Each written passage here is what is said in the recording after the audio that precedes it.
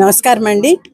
ఈరోజు 52వ డివిజన్లో 20-21 బూతుల్లో ఇంటింటికి వెళ్ళి గడప గడపకు వెళ్ళి అందరినీ కలవటం జరుగుతోంది.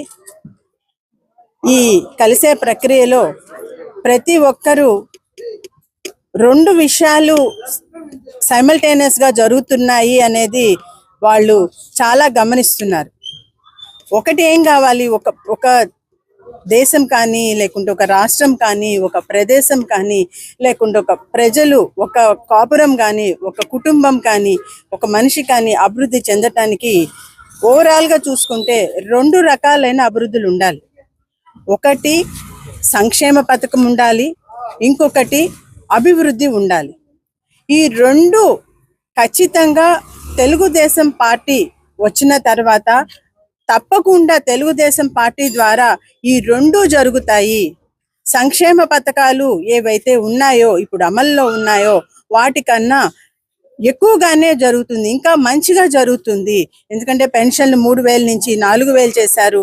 అదే రకంగా తల్లికి వందనం పేరుతో బిడ్డలకి ఒక బిడ్డ కాకుండా ఎంతమంది బిడ్డలు ఉంటే అంతమందికి తల్లి అది ఆ అవకాశం అందరికీ వచ్చే రకంగా తల్లికి వందనంలో ఎంతమంది బిడ్డలు ఉంటే అంతమందికి వాళ్ళకి డబ్బులు వచ్చే రకంగా, అందరి బిడ్డలు చదువుకునే రకంగా రాగలదు అన్న సంక్షేమాన్ని చూస్తున్నారు.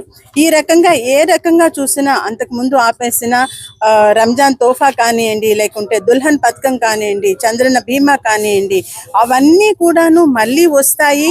ప్లస్ ఆల్రెడీ ఇప్పుడు ఉన్నవి బెటర్గా అవుతాయి. ఈ రకంగా సంక్షేమ పథకాలు ఖచ్చితంగా జరుగుతాయి, ఈ విధంగా ఉంటాయి అనేది మనకి ఖచ్చితంగా జరుగుతాయన్న అష్యూరెన్స్ ఉంది. అదే రకంగా అభివృద్ధి, నెల్లూరులో అభివృద్ధి ఖచ్చితంగా నారాయణ సార్ చేస్తారు. అంతకు ముందు మనం ఎన్నుకోకపోయినా కూడాను సారు తన పుట్టిన ఊరికి, తన పుట్టిన గడ్డకి రుణం తీర్చుకోవాలి అనే ఉద్దేశంతో ఇన్ని పనులు చేశారు. రోడ్లు, end-to-end రోడ్లు కానివ్వండి, పార్కులు కానివ్వండి, షాదీ మంజిల్స్ కట్టించడం కానివ్వండి, స్కూల్లో జూనియర్ కాలేజ్, PNM స్కూల్లో మహిళలకి జూనియర్ కాలేజ్ పెట్టించడం కానివ్వండి, బారా షాహిద్ దర్గాను డెవలప్ చేయటం కానివ్వండి, 43,000 టిట్కో హౌసెస్ కట్టించటం కానివ్వండి, పార్కుల డెవలప్మెంటు, ఇవన్నీ ప్రతి రకంగా LED లైట్స్ కానివ్వండి, ప్రతి రకమైన అభివృద్ధిని సార్ అంతకుముందు చేశారు.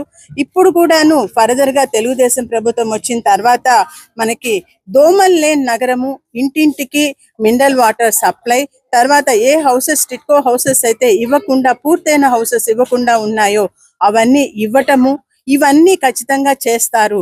సార్ చేస్తా అని చెప్పారు. సార్ చెప్పిన మాటని ఎటువంటి సంశయము, ఎటువంటి దాని మీద ఒక డౌటు లేకుండా ప్రజలందరూ దాన్ని మనసులోకి ఖచ్చితంగా చేస్తారు అనే నమ్మకము రెండు వాళ్ళల్లో ఉన్నాయి. అంటే ఇటు సంక్షేమ పథకాలు జరుగుతాయి, అటు అభివృద్ధి జరుగుతుంది. ఇదే రకంగా యువతకి విద్యావకాశాలు కూడా ఉంటాయని చెప్పి చంద్రబాబు నాయుడు గారు గట్టి భరోసా ఇవ్వటం జరిగింది.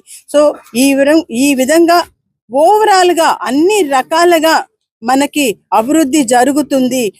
కాబట్టి తప్పకుండా తెలుగుదేశమే రావాలి అని చెప్పేసి ఇక్కడ వాళ్ళందరూ కోరుకుంటున్నారు. మేము వెళ్ళిన వెంటనే తప్పకుండా వేస్తామమ్మా, అసలు మీరు అడగనవసరం లేదు, మేము దానికే వేస్తాము, మా కోసం మేము వేసుకుంటాము, మా కోసం మేము గెలిపించుకుంటాము అని చెప్పి ప్రతి ఒక్కళ్ళు చెప్పి మాకు అష్యూరెన్స్ ఇచ్చి పంపిస్తున్నారు.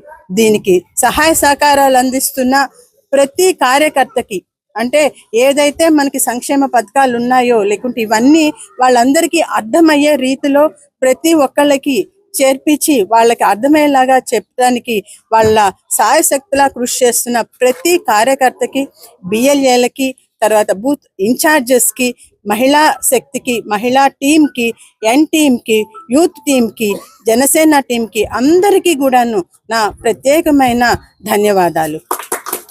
మరిన్ని అప్డేట్స్ కోసం మన HN9 TV ఛానల్ని సబ్స్క్రైబ్ చేసుకోండి.